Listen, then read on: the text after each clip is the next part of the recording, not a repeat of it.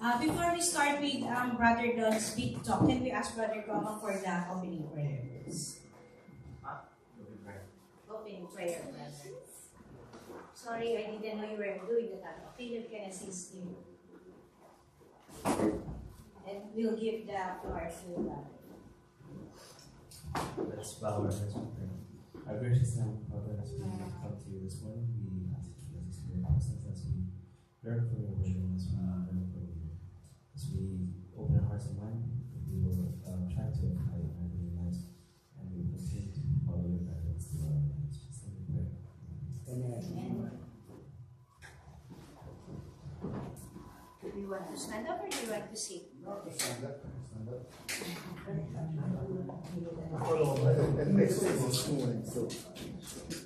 We'll get another table for your stuff.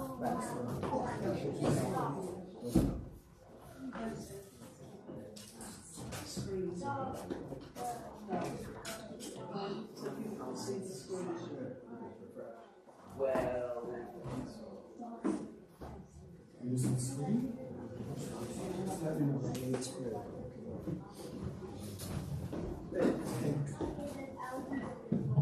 As you can hear. Today I'm going to deviate a little bit from the reading of the week. And what I'd like actually to start off from the book of Genesis. The beginning God created.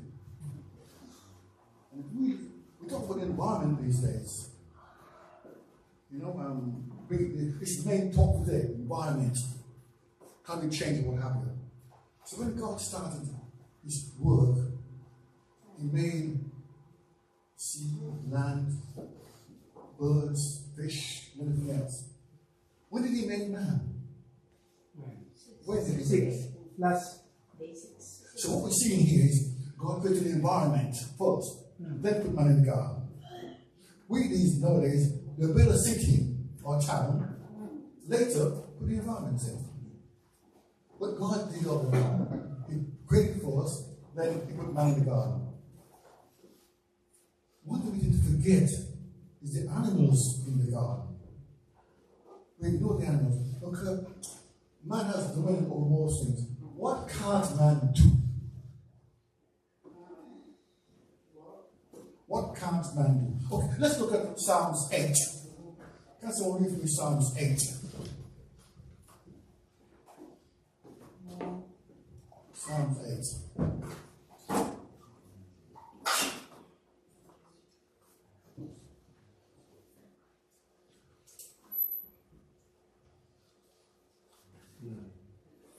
Can we read the verse? The whole. It's quite short. Okay. Psalms 8.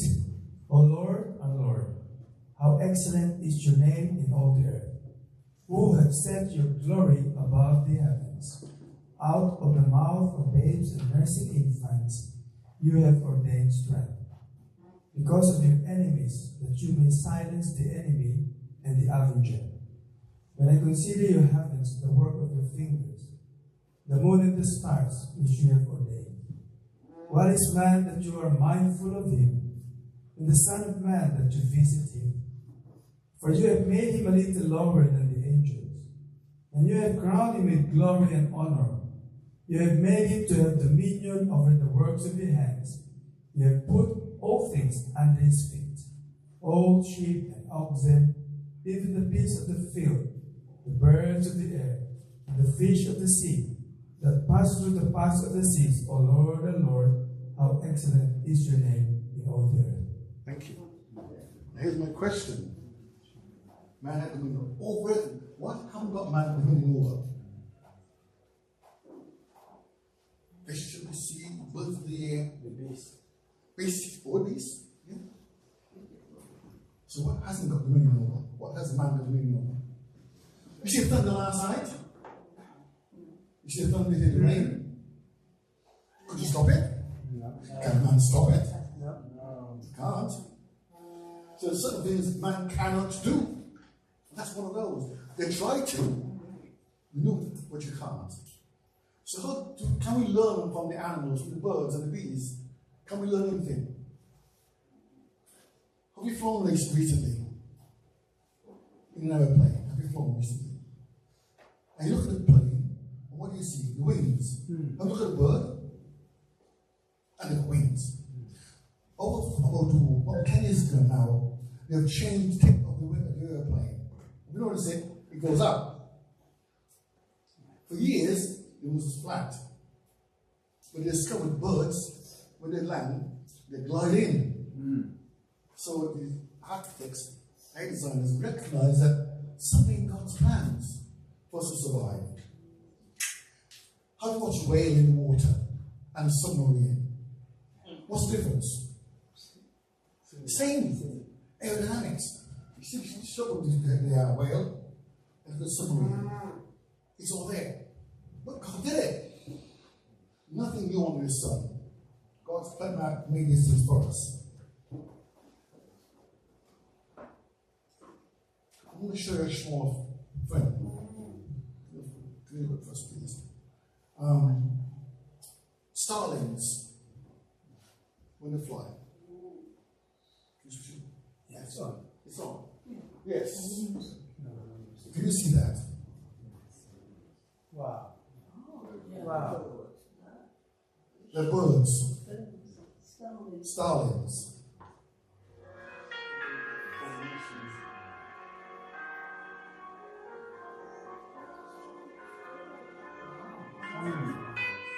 What they're doing? They're getting ready to rest. To To rest. They're getting ready to rest. Even separate. Look at it. Now, if you walk, we watched it when we was on holiday. And if you stand on nothing falls to the ground. Yeah. Look at them. There's thousands of them. They don't eat They exactly. don't get. Why? It's almost sat now. Look at them. It floats around. They build the energy up. Burnt all up. So when they come to land, they're rested. Makes all the murmurations. It's called murmurations, right, Jill? Murmurations. And they fly around. Eventually, besides as they are, they cannot be attacked. I mean, they're so thanks. But they are. It's difficult for enemies to predators to get to them. Then they fly, then they land. Beautiful. Because God didn't demand it so. That's where we find that God is so. He creates the environment for us, for the birds. Now, we live in a small village, and every year, about September, October time, people called Canada geese come flying over. You know they're coming. You know why? They hunt. All this noise. When they come across, you know, how do they fly? Have you seen them flying in the air? The geese? You got one in front, one behind. Information. Do you know why they do that? You see, there are a lot of immigrate from Canada, a lot of people across America. They go to where it's warmer from the cold weather. So one guy takes the lead. We got on both sides, you see, and they all follow. When he gets tired, he drifts back, and someone takes the lead. Because the others follow the force that keeps them going. So less energy. When he gets too tired, or when he gets too tired, he comes back, and the second one takes over, and the third one takes over. To land, they follow the earth's crust, they follow season and the rivers and what have you. We come to a point that they haven't seen anymore, and they've got a built-in sat-nav. So with that, they can still find their way home. That's God's plan. They don't get lost. And so when we see how God's working in nature, we say to ourselves, what a mighty God we serve. Amen. Well, sometimes we do silly things. I said we. In 1949, there was a guy named Mao Zedong. Have you heard of Mao Zedong? Chinese. Oh, yeah. And he decided that 1949 to 1976 he died. Nature should be submissive to human wants, not the other way around. So, you know what he did? He set out. It's one of the most extreme demands of Mao Zedong. He had 4 steps. 1, to hygiene, camping to kill flies, mosquitoes, rats, and sparrows. People were called upon to shoot sparrows, destroy their nests, plant pots and pans until the birds died of exhaustion. When you mess with nature, you've got a problem. Millions of sparrows died. Perhaps even hundreds of millions were killed.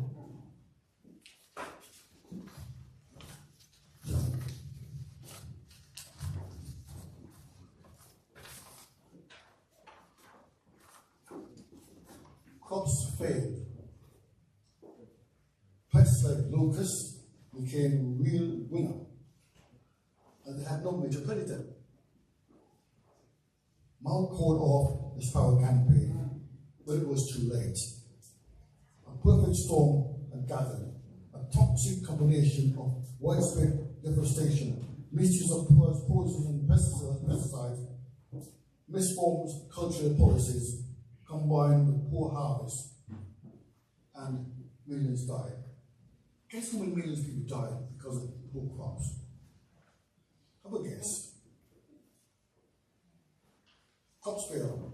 China's a very big place. I'm telling you, 45 million people died from famine because the crops failed. But God put these things for a purpose. We tend to create our own environment, change things. We change it too much, and we lose out.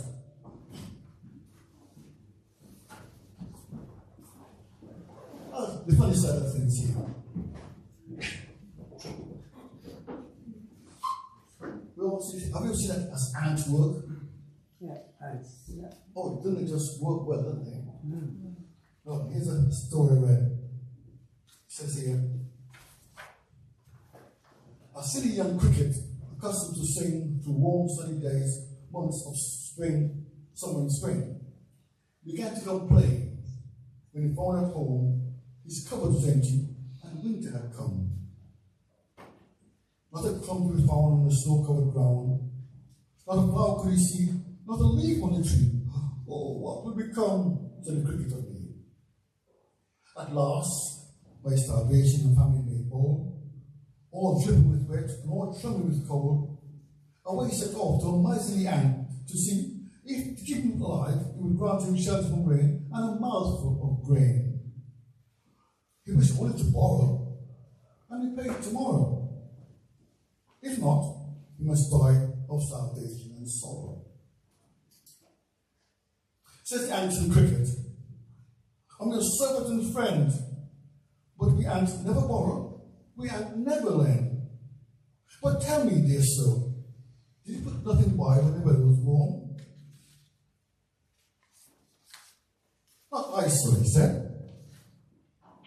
My heart is so light, I stand day and night. All nature's grey, so I sang night and day. You sang, sir, he said. Go then, said the aunt, and dance winter away. Thus ending, hastily lifted the wicket, and up to the door turned the poor little cricket. Though this is a fable, the moral is good. If you live without work, you go without food. It's a moral that we can all learn from. It's a silly story, but it's a true one. If you don't work, you don't eat.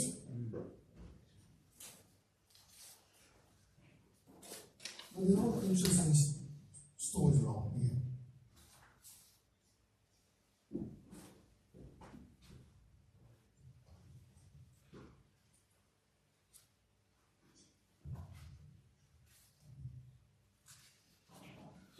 One thing Julie gets a lot of is books. You know, our house grows with books. This one is, nothing is impossible with God. Nothing is impossible with God. Science says it can be done. It's impossible. Aerodynamic theory is crystal clear. Bumblebees cannot fly. The reason is because their size, their weight, their shape. The bumblebee's body is related to his total wings. It's a short wings. You spread to make him fly. But it's impossible to fly. The bumblebee is simply too heavy, too wide, too large to fly with wings that small. However, the bumblebee is ignorant of science's facts and goes ahead and fly anyway. It was God who carried the bumblebee and God who taught him to fly. The bumblebee obviously didn't question God about the problem of aerodynamics. He simply flew. He didn't question whether God really knew what he was talking about. He just simply flew. He didn't wonder if God only loved him and gave him small wings. He simply flew. When God created us, he also equipped us to life, for the life ahead. He says he knows our plans and he knows our lives because he loves us. He has promised to be with us, so teach us to carry us through and not to rock, not to glory. All we have to do is trust and obey. God is not limited by our understanding of how things happen. Just because we can't see anything doesn't mean we can't see it. Faith is indeed the substance of things not seen. Sometimes life is unexpectedly expected and impossible to happen. Things won't happen. We can't always expect everything. And just because we can't understand how something could be done, doesn't mean Almighty God can't do it. That's the bottom line, isn't it? Bumblebee the same kind of fly. God said can. Someone said something can be done. Somebody goes and do it. Man thought about going to space some years ago. Yes, you can't do that. When you think about it, and I sometimes wonder, when you have a balloon and you punch a hole in it, what happens? Now we've got our worlds here. And rockets punched outside and goes out to space. You wonder. Remember when the year 2000 came along, there was some talk about airplanes disappearing. You guys are too young to remember this thing. But when the year 2000 came, they assumed planes fly. What would happen when you continue to move forward? Because God is in control.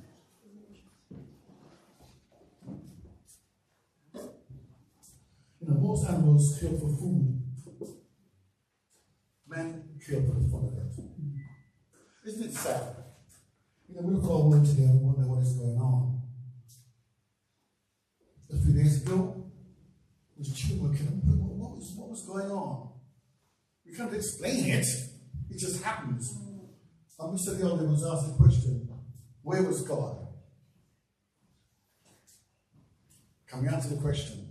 I think some we try to make an attempt on this answer this question. But really, we don't know. God knows.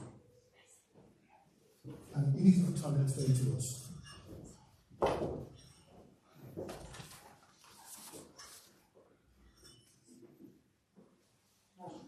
And Jim's got a very busy time ahead today. I'm going to ask you to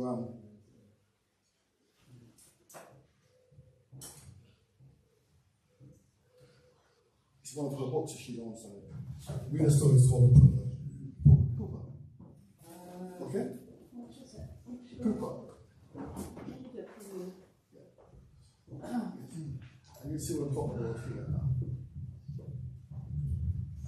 Before we start, at the session we had downstairs, someone asked a question. You think, well,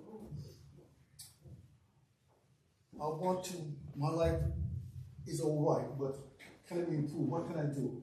And I'm hustling between the two stools. Should I stay or shall I go? And I said, maybe you should, don't think the grass is always green on the other side.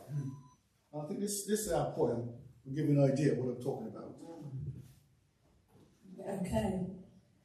This is a story from a book called Good Morning God, and it's a book I've used for lots and lots of things for family worship. It said it was a warm afternoon in late summer, and I was walking in a small meadow looking for some special wild flowers.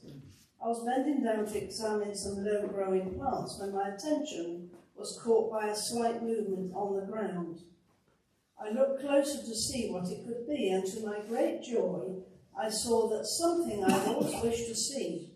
It was a butterfly which had just started to struggle out of a cocoon.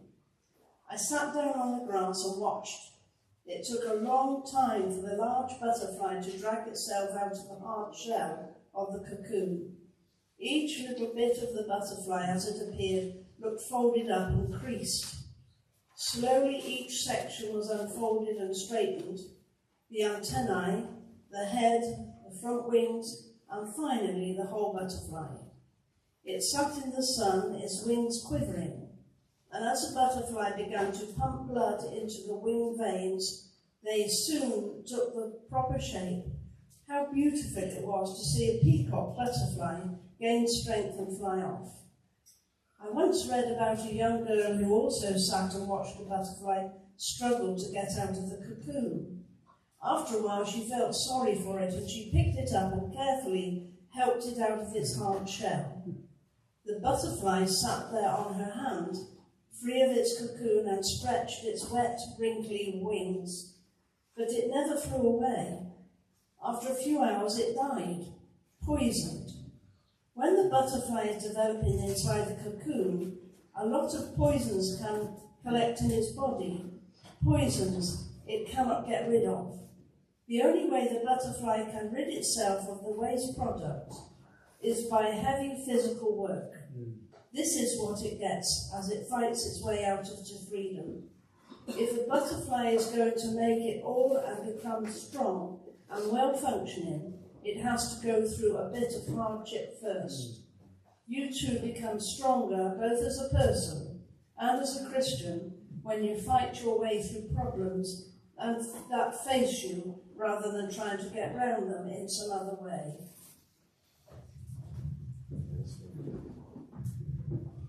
Thank you, Jill. Sometimes such short-circuit things it doesn't always work. You know, pets are very good for us all. We had a dog and we loved our dog. And he died when he was 60 years old. And, you know, it was hard to say goodbye to the dog. But he had cancer, so we had to put to sleep. But dogs are really faithful friends. I don't have him moving to Scotland, to Edinburgh, and seeing Bobby's, photograph Bobby. Have any of you? No? Okay. This goes back to 1850 in Scotland, where John Gray was struggling for work, and he got a job as a police constable in Edinburgh Police. And that's the only job he could get. But he was employed without competition.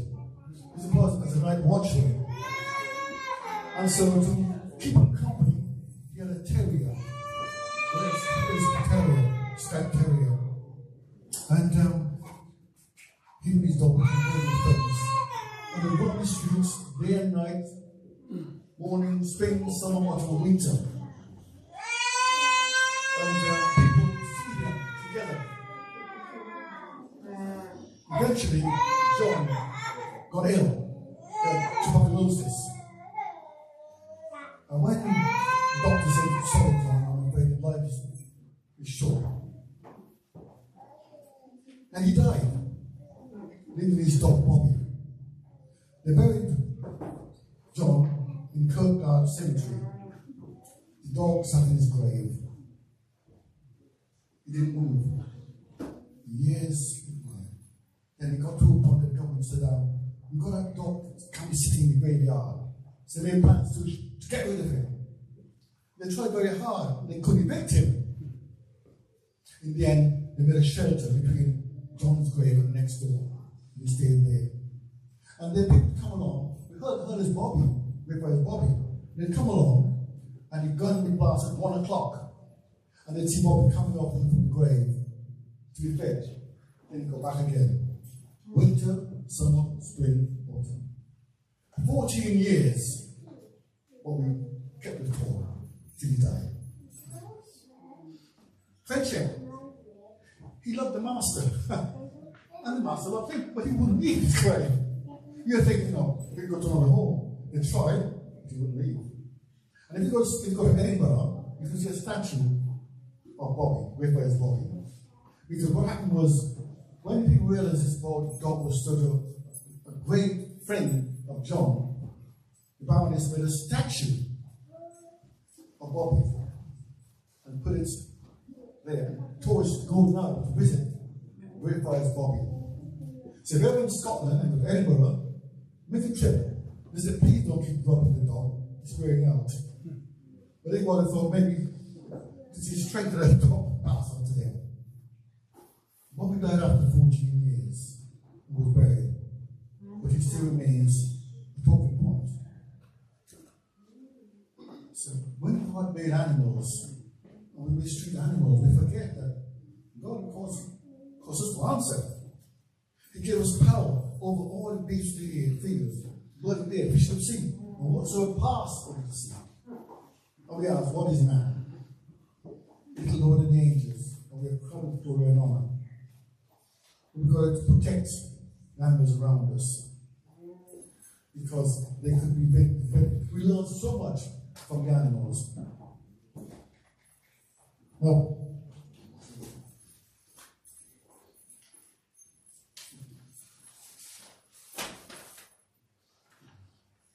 my last poem is one that I learned. It's strange way. When I was at school, many moons ago, we had a teacher, Mr. Von Camper. He loved poetry. When he spoke poetry, they came to life. You know, you were gripped with his story. And he talked about Galloway, his dog, in Wales. I thought, good story. Anyway, when we were on holiday in Wales, and I saw him sign Galloway. And I thought, this sign was strange. So, Jill and I and family went to sort it out. And to reform the place. This was written in 1811, so how long that was. And here's the poem. No, I must warn you here. At the end of the story, it's quite sad. Okay? It's quite sad in the story, so we prepare for that. The spearman heard the bugle sound, and Kelly smiled the more. And many a bunch, many a hound, obeyed the Welland's horn. And still he blew a louder blast, and gave a louder cheer. Come, Kelly, come! Why do you always last, the Welland horn, to hear? Oh, where does faithful Kelly go? The balls of all the race. So loud, so brave, a loud horn, but a lion in the chase. 'Tis only at Llewellyn's board the faithful Gillett fed. He watched, he saw, he cherished his lord, and set light his bed. And smooth he was a peerless hound, the gift of royal John, but now to give no Gillett to be found, and all the chase rode on. And now the day of Llewellyn little love, the chase had no fear. The scent or smell of booty poo for Gillett was not there. Unpleased, Llewellyn homeward bound high, and near his portal seat, he thrust Gillett, he spied, bounding his lord to meet. When he came to the castle door, aghast the chieftain stood. The hound all over was smeared with gore, his lips and fangs in blood. Llewellyn gazed his fierce surprise on reaching such looks to meet. His spirit shaped child and joyful gaze, and crouched and licked his feet. Onward in haste, Llewellyn passed, and on went Gillett too, and still his eyes were cast Fresh blood drops gushed his view. Overturned his infant's belly found, a bloodstained cupboard rent, and all around the walls and ground, his recent blood is spent. He called his child, no voice of her. He searched and wild, terror wild. Blood he found on every side, and nowhere could the child be found.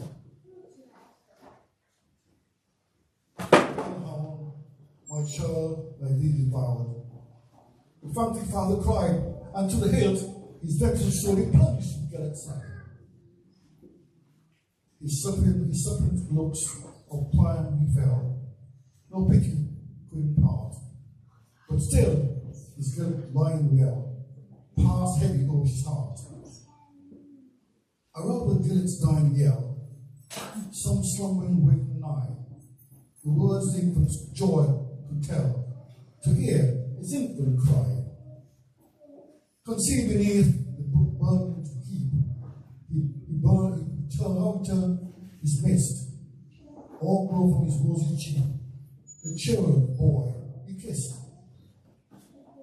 No scar had he, no more was red. But smooth crushed beneath lay a giant wolf, all torn and dead, treacherous still in death. Ah, what was Welling's pain? Now the truth was clear. The gallant hound the wolf had slain to save the Renazir. Vain was all the winds blow. Best of all, adieu. The frantic day is head to rest. His heart shall overflow. And now a gallant tomb was raised, with costly sculpture decked, with marble, stone, with his name. Poor Galloway's bones rest. Here never could be spearman pass, or Forster unmounted. Here off the tear-sprinkled grass, Llewellyn's soul pass. And here he hung his horn and spear, and there, as even fell, in fancy ear, all would hear, poor Gillet's going there. So there were two dogs. One held his master to the very end. When master died, he still carried on. And one, with haste, the dog lost his life. You know, like I said, sometimes we do say to other people, you know, we cherish love. Sometimes we miss the point, and animals pay the price. Well, I think that's enough for today. Thank you very much for listening. And like I said, I think we've got to remember that when God made us power over all these things, we still have a part to play protecting our nature. You know, we talked all this about the environment. You know, we've all seen the signs, just stop oil. You may not agree with them, but they're saying we have to survive. You know, we need to do this. Now, I'm not here to preach one way or the other. I'm just saying how people feel about these things. And as Christians, we have to do our bit and to tell people that God is still in control no matter what happens. You know, we still have our hounds to please, you know, our cross to bear, and the winds to let dry. Even though storms come, you know, don't forget, maybe God is teaching us a lesson. All we have to do is open our ears, open our eyes, and see and hear what God has done for us. Thank you very much. Amen.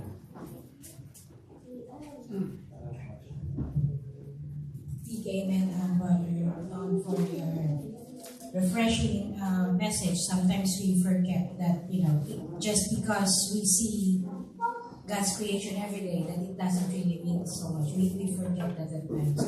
Thank you so much. Let's ask Sister Lara for a closing prayer, and then we will have a short toilet break, then we will break out into our small groups. Let's all bow down for closing prayer.